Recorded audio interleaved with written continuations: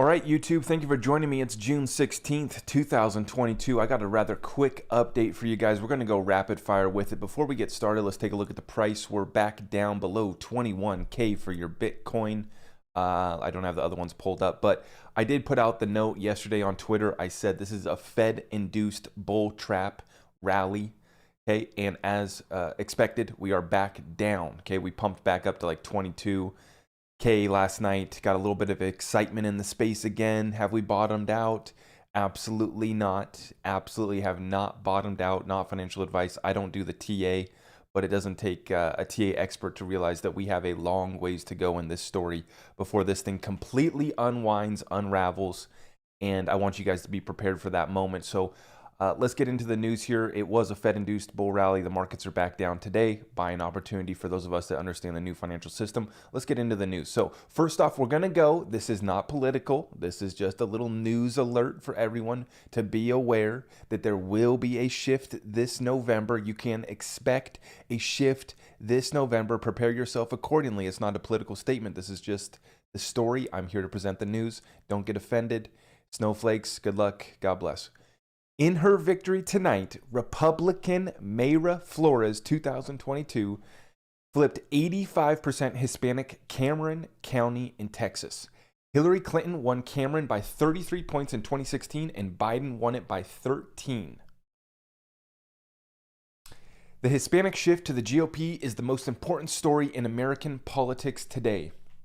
Remember, I don't care to get political. My point here, sharing this, is to showcase that people have had enough. And the old saying in politics, it's the economy, stupid.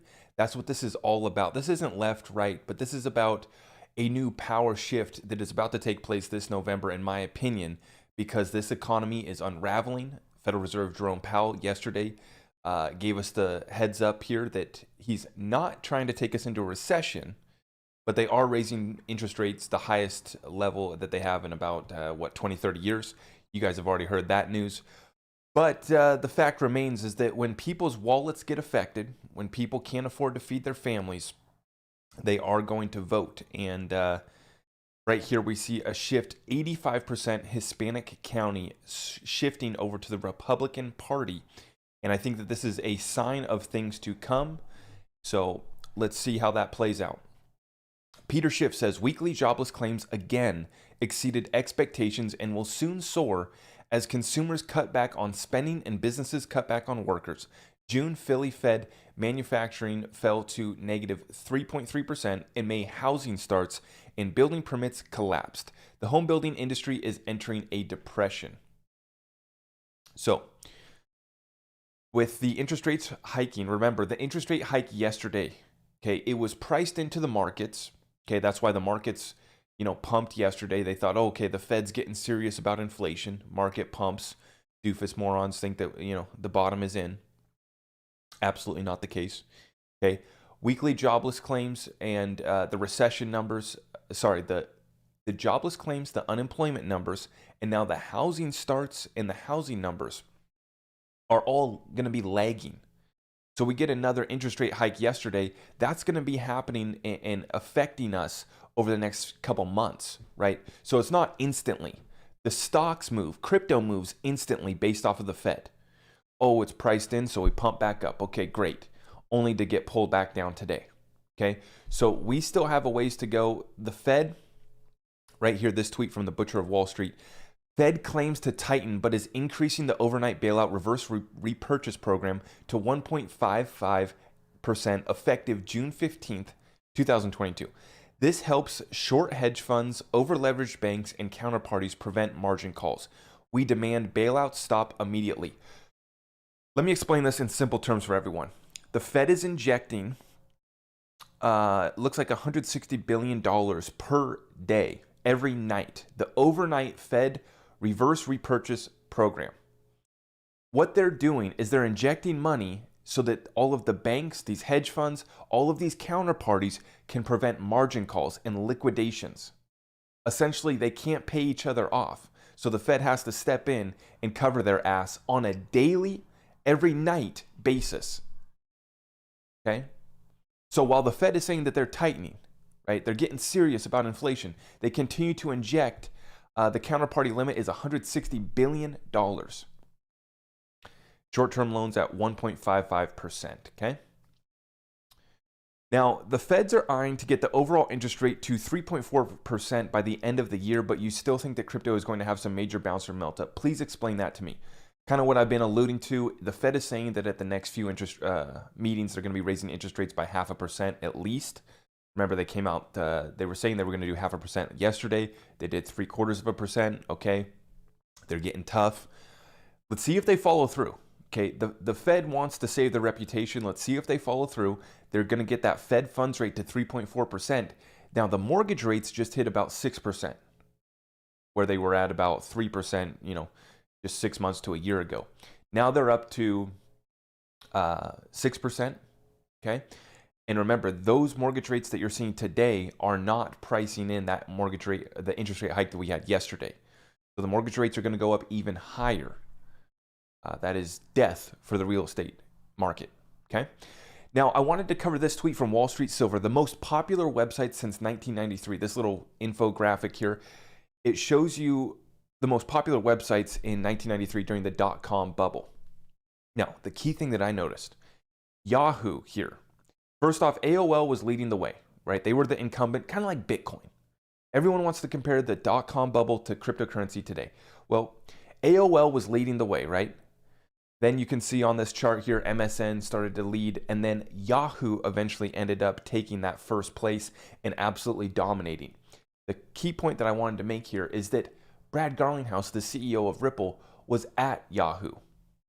Now, I forget what his position, he was in the executive, in an executive role, but Brad Garlinghouse literally comes from one of the most popular websites from the dot-com bubble, one of the most successful companies that's still around today. Now he's heading up Ripple. Now, Yahoo did get passed up by Google, obviously. That was in 2006 here, as you can see. But I think it's important to note, a lot of the people that you're seeing in this space, a lot of the companies that you're seeing are not going to be here. They're not going to make it through this bear market.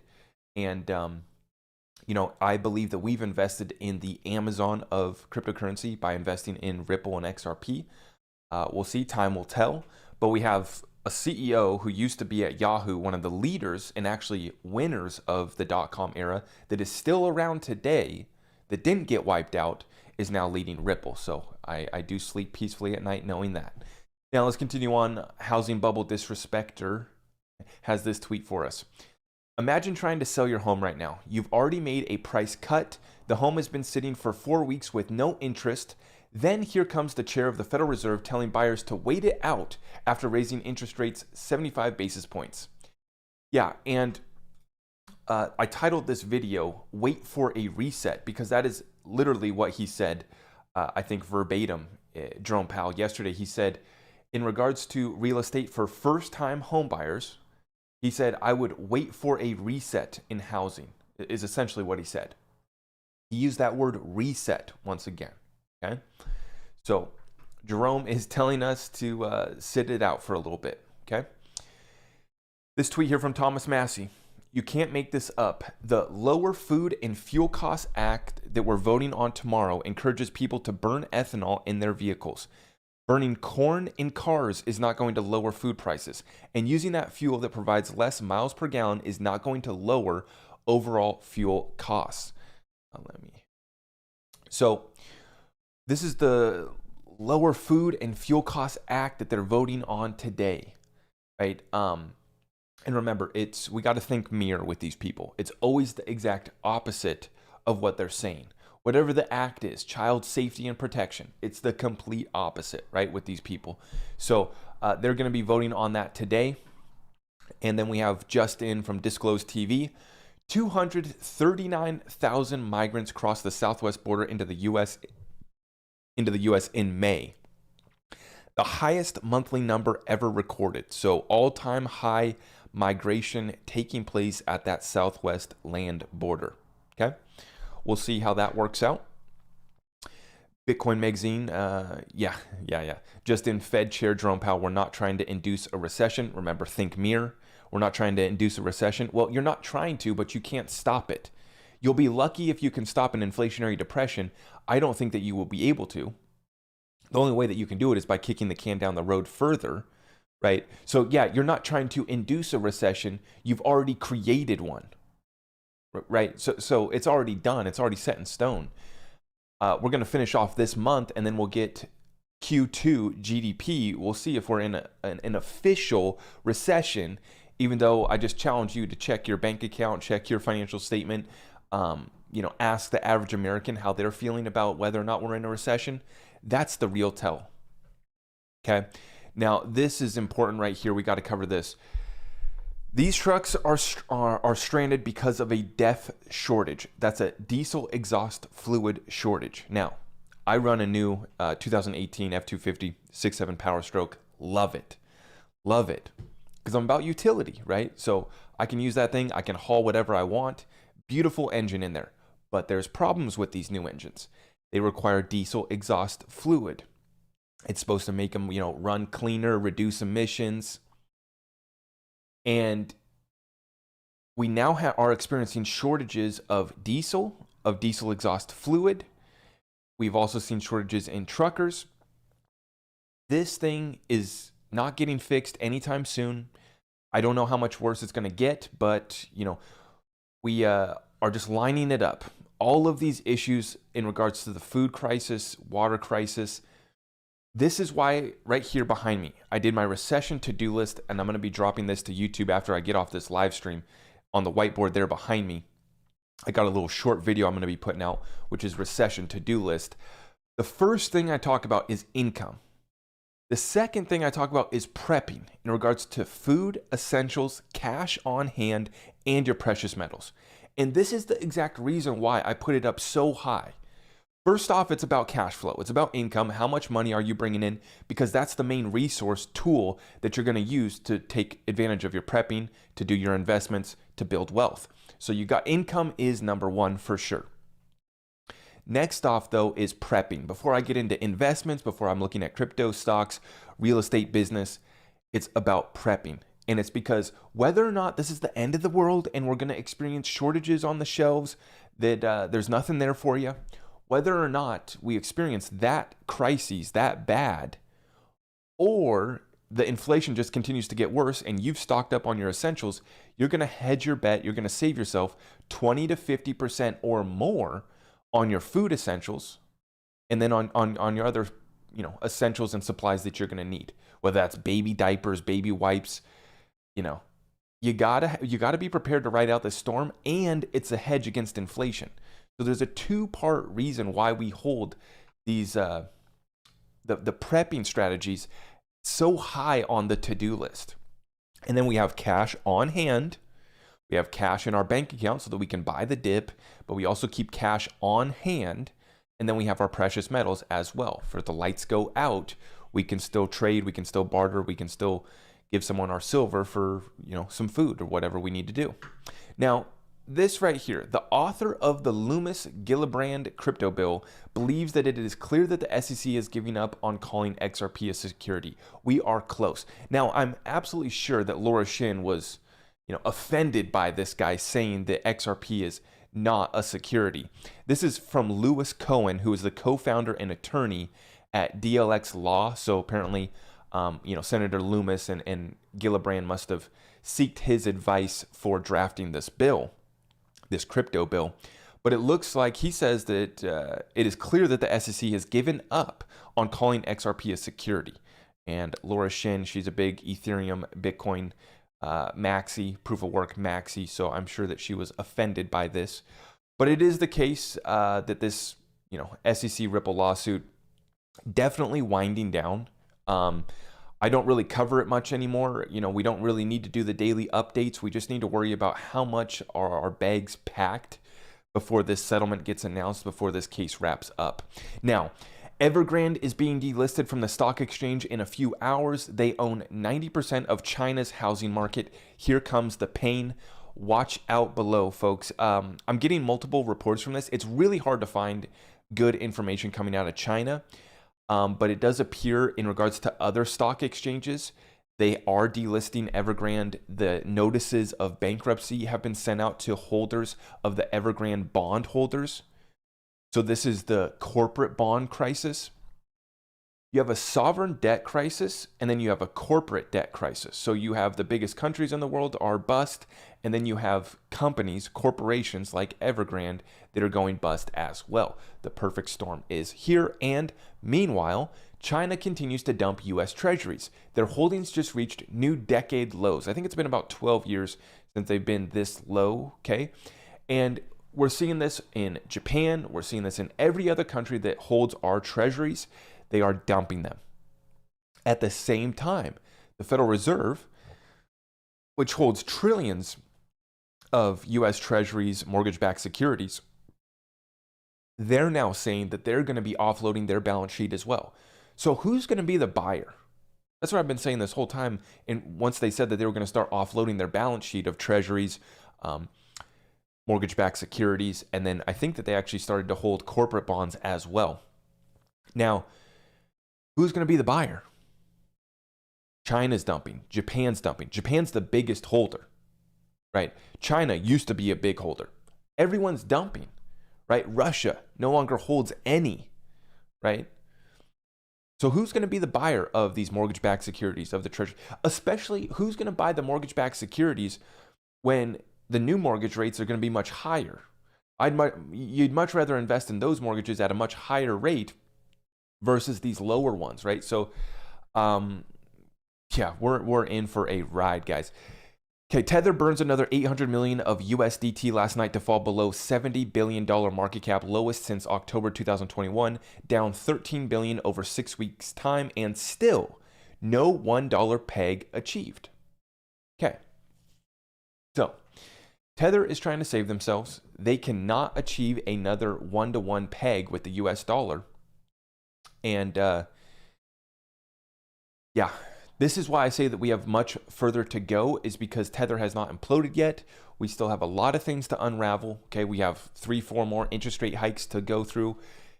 We still have a ways to go. Okay. Crypto whale just in, BitMEX co-founder will spend 30 months probation after plea deal for violating U.S. Bank Secrecy Act. So we're starting to see prosecution against some of these people that have been running these exchanges, have been doing these DeFi things. This is just the beginning. We covered yesterday, BitBoy Crypto is going to file a class action lawsuit against Celsius. So it's like influencers are suing the companies that they were shilling, the exchanges that they were shilling for months on end. Funny how that works. I'm just so glad that we never played along with any of that. Yeah, I'm just so glad now that this whole thing's unraveling. Yeah, I'm just so glad that we sat that one out and didn't take money from any of these projects or exchanges. China says it may have detected signals from alien civilizations. Okay, that's a little random factoid for you guys. You know, we are expecting to see kind of a, what do we call it? Just some fake alien action eventually is going to play out. I'll just leave it at that. The Eurozone's trade deficit almost doubled in April. The ECB is talking about backstopping the market as things begin to break down. Gold is trading near all-time highs against the euro for a reason. Now, gold against the dollar is about break even, right? People are reporting there's a slight gain. It's like 1%. Correct me if I'm wrong. It might be a little bit better than that. But nonetheless, basically gold is break even against the dollar. But against these other currencies that are getting devalued faster, gold is doing much better. So against the euro, against the yen, these other currencies, gold's actually doing really well. And that's because all of these other countries are devaluing their dollar faster than we are. And the dollar is viewed as a safe haven during these times. Now, this from XRP Darren, yellow line is the Fed balance sheet. Now, this is the Bitcoin chart over time since its inception. Now, as that Fed balance sheet rose up and up and up, so did the Bitcoin price. So did the overall market cap of cryptocurrency, right? The Fed induced malinvestment. It induced companies buying back their own stocks. It induced gambling. It induced this whole thing. Cheap, free money induced this whole thing, right? And Bitcoin just happens to be following along very closely with this Fed balance sheet. Now the Fed's telling us that they're going to unwind that balance sheet. So where does Bitcoin go next? I think a little bit lower. A little bit lower.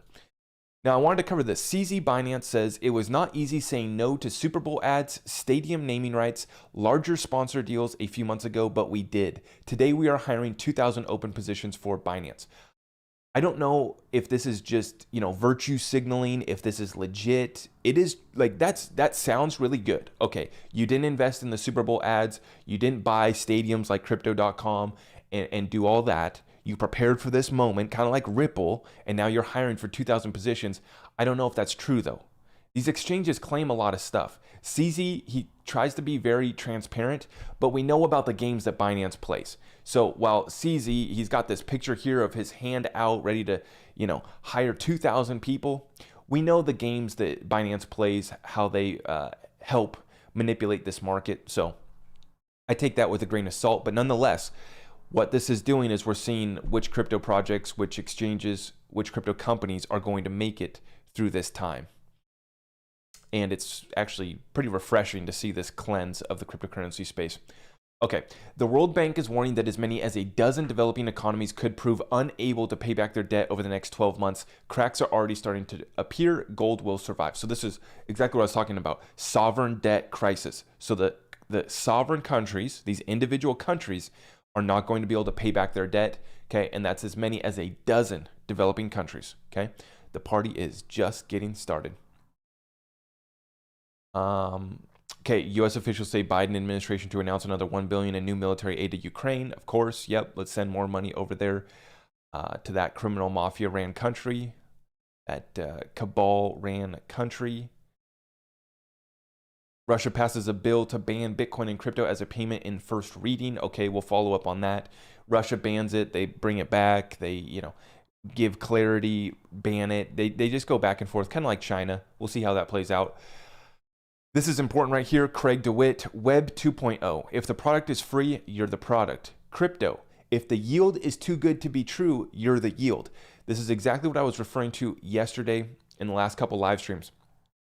You were giving up your crypto in all these DeFi programs, and you're wondering now if the yield, how are they giving me these returns? It's because you're the yield. You're the gambling money that they're taking and that they're using to go farm yield. Yeah, man, have you gotten into yield farming yet?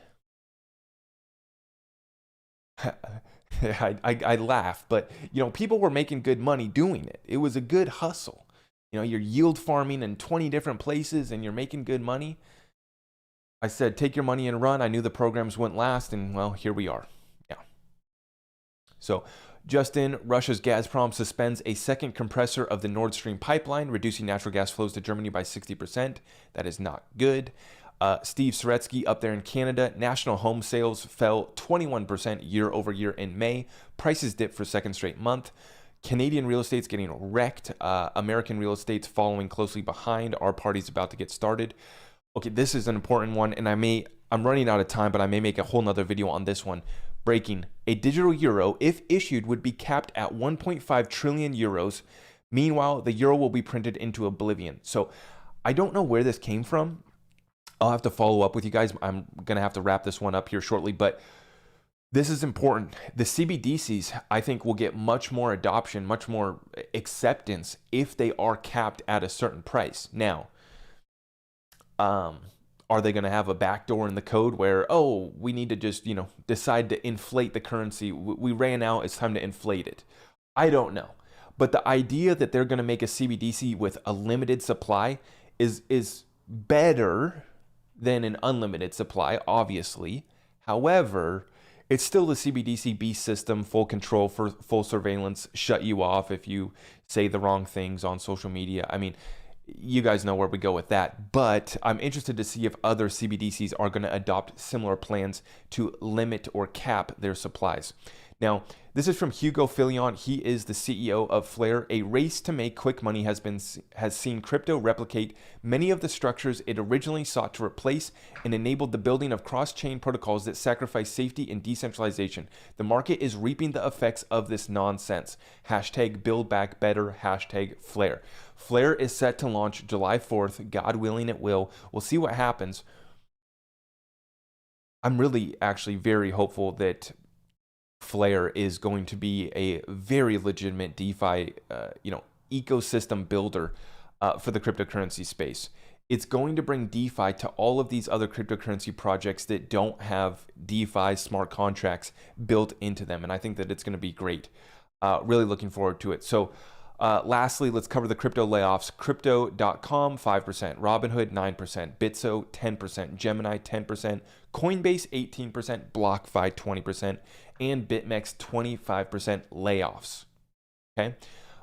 It's pretty abysmal. I've now seen multiple tweets from people who got laid off by Coinbase, like, hey, I'm a back-end engineer from Coinbase. I just got laid off. Feel sorry for me and please hire me. Which, I get it. It's, you lose your livelihood. That's pretty rough. But that's the world that we're in right now. The recessions are just beginning. Remember, the recessions are basically here. It's now. But the layoffs, the unemployment numbers should tick up as it gets worse. That's why I'm about to share my recession to-do list with YouTube. I'll post that after I kill this live stream. But behind me here, I put out my recession to-do list yesterday. The first thing is verify income. The second thing is your prepping, and that's food, essentials, cash on hand, and precious metals. The third thing is get out of debt. Understand the difference between good debt and bad debt. Fourth is invest with conviction. For me, I have complete conviction in the few cryptocurrencies I'm investing in silver, in what I'm doing in my businesses, in my real estate strategy. I'm investing with conviction during these times when prices are down, when there's blood in the streets. Even though it's my own blood, I will not be sacrificed. I'm going to stand up and I'm going to take advantage, okay? The last part is build relationships. During these times, amidst all of the chaos, you have an opportunity to bring about order into your business partner's life, into your colleague's life, into your company. People want order. They want leaders. They want people that are going to stand up and fight the good fight. We resist evil every single day. We try to push out the truth every single day, and we want you guys to take advantage of the greatest transfer of wealth in world history. I appreciate all of you guys for tapping in. Thank you so much for helping me grow this channel. If you could please hit that like button before we check out. Thank you so much. If you're on the podcast, please leave me a review, maybe a 5-star. If you appreciate what we're doing here on this channel, I appreciate all of you guys. I'm sending love, and I hope that you guys have a strategy that's going to help you thrive during these times. We're in for a ride. God bless you all. Take care. We'll see you in the next one.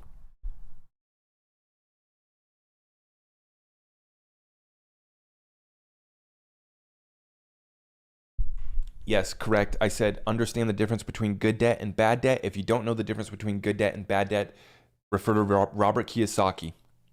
Refer to Robert Kiyosaki if you need to understand the difference between good debt and bad debt. But yes, if you have your mortgage rate locked in at 2%, 3%, that's a pretty good deal. Okay? We'll see you guys. Take care.